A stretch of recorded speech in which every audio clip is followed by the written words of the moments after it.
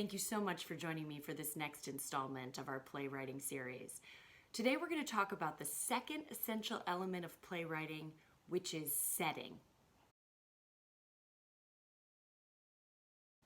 Now, we talked a lot about character and how character drives your story.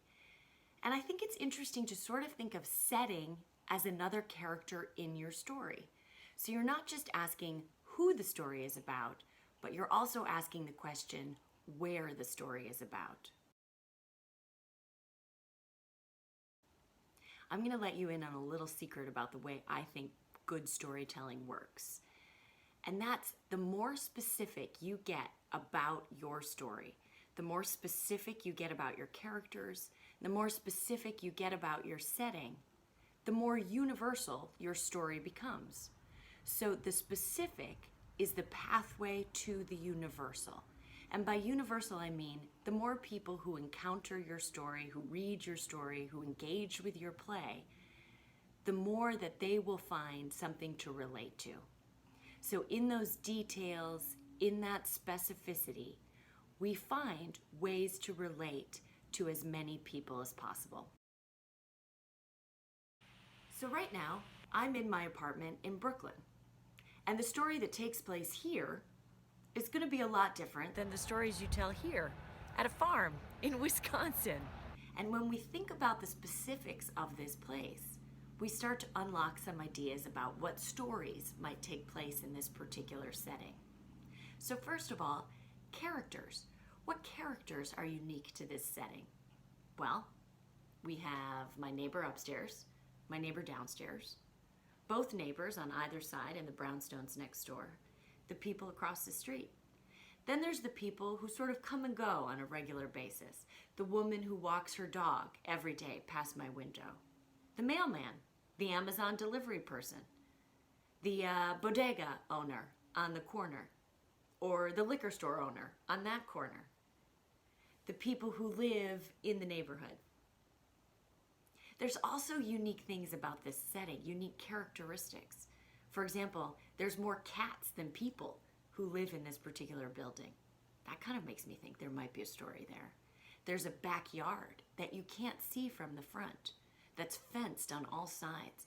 What secret things might happen in that backyard? There's the immediate objects that are right around me. There's this plant that I seem to insist on referring to in every one of our sessions together. There's this photograph. What does this photograph make you imagine? How might this photograph relate to me, the character inside the setting, and what kind of story might this picture unlock? There's also this typewriter, this very old typewriter.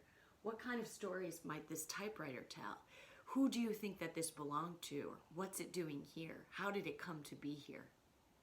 As opposed to the stories you tell here on a farm in Wisconsin.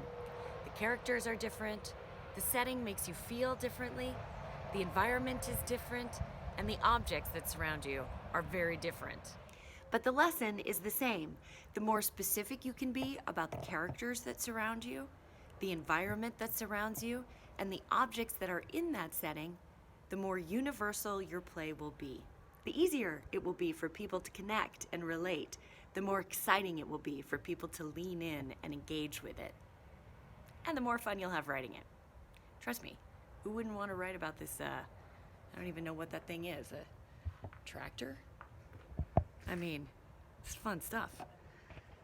Unlike my apartment in Brooklyn, this environment feels a lot different. It looks a lot different.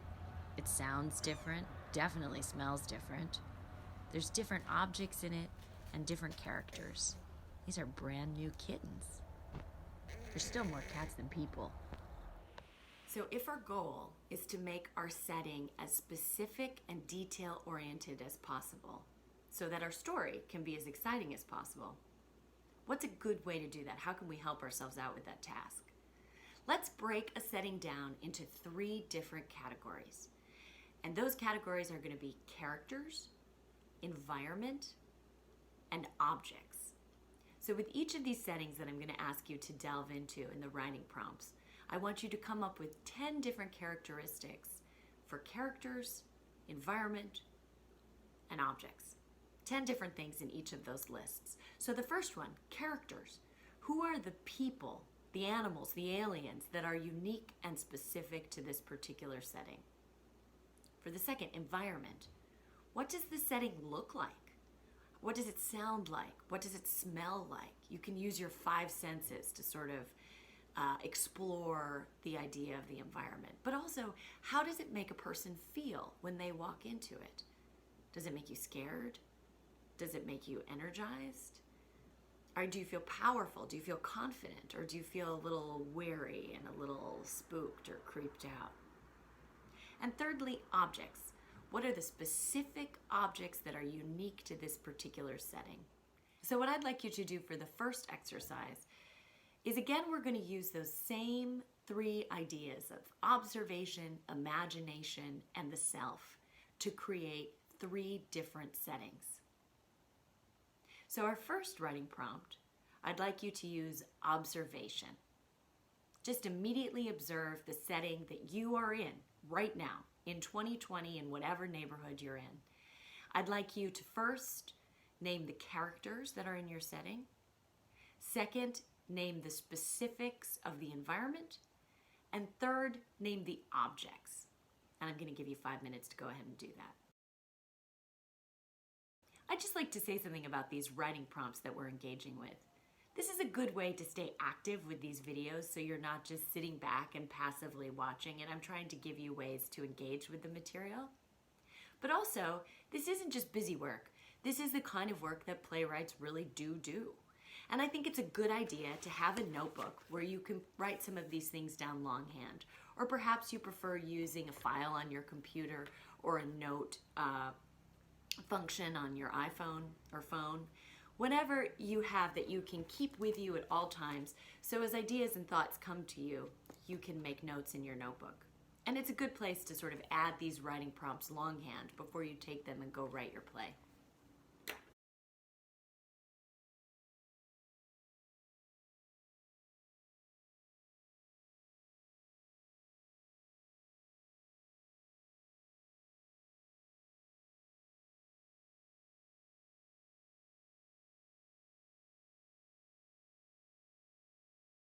So for the next writing prompt, I'd like you to use your imagination to unlock a particular setting, a place where you have never been, and really let your imagination go wild. It can be anything. It can be the moon, it can be an underground city, it can be a place that you have never visited, a foreign country that you've dreamed of going to. It can be a time in history that you have dreamed of going to. But I'd like you to get really specific because, again, specificity is the pathway to the universal.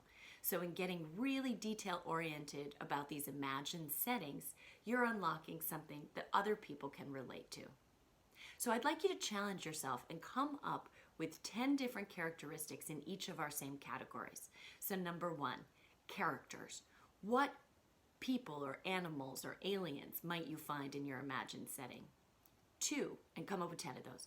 2, environment. What are 10 specifics of the imagined environment? And 3, objects. What are 10 very detail-oriented and specific objects that you are finding in this imagined environment?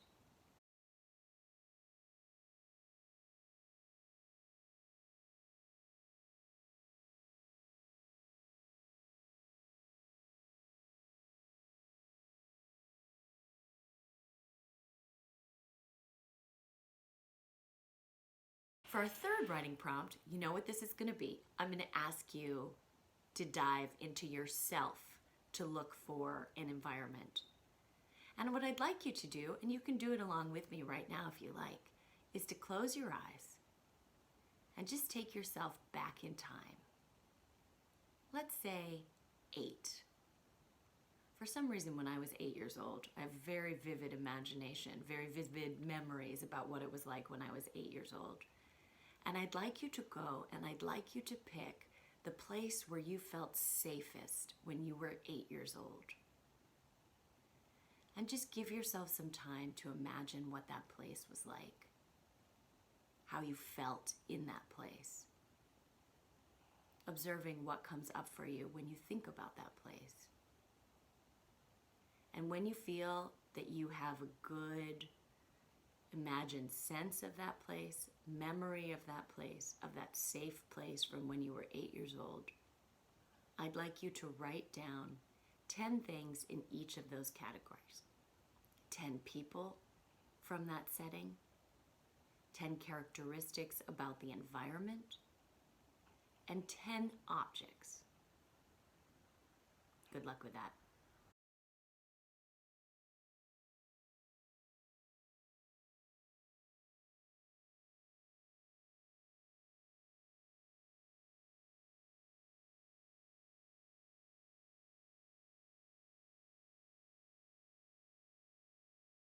So let's put this all together. By now you've created a huge pile of settings.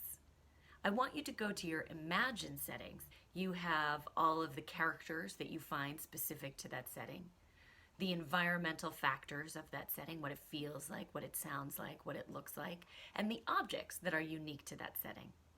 And we're going to work with all of those. Now I'd like you to go back to our last session and choose the imagined character.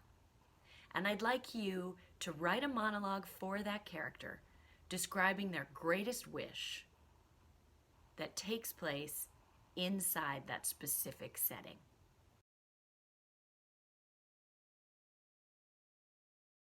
There's a lot of fun and creativity to be had in sort of messing with your characters and the setting that they're in. So let's take, for example, one of our students imagine stories from the past. Now, she imagined her mother as a teenager. Let's call her Mother Beth.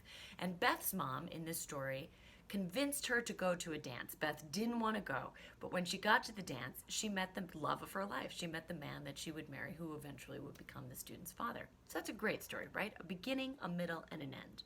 Don't want to go to the dance, go to the dance, meet the love of my life. Great, happy ending. So that story probably takes place, what, in a living room of a suburban house in 1960s Indiana, let's say? All right, now what happens if your setting number 7 is a meadow, an open field on a farm? How might those characters end up in that open field? Well, let's imagine that Beth has taken off for the dance and she decides that she can't possibly do it. And so she sees a meadow and she escapes to the meadow where she finds wildflowers, and she picks those wildflowers and she strings them through her hair, and she realizes she feels more beautiful than she's ever felt in her entire life. And so she goes to the dance with the flowers in her hair, and she is so radiant and so confident that she draws the attention of the love of her life. So see how that setting kind of meshes in an unexpected way and further complicates your story.